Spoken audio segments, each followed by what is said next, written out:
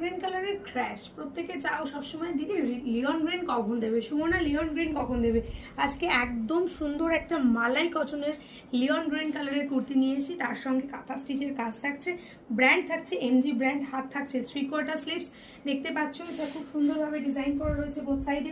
এখানে কুর্তির নিচের পোর্শনটা দেখাতে বলবো, এই নিচের তলার পোর্শনটাও কিন্তু ওয়ার্ক দেওয়া রয়েছে একদম হ্যান্ড কাঁথা স্টিচের সঙ্গে, ব্যাক সাইড আর ফ্রন্ট সাইড ভীষণ সুন্দরভাবে করা রয়েছে।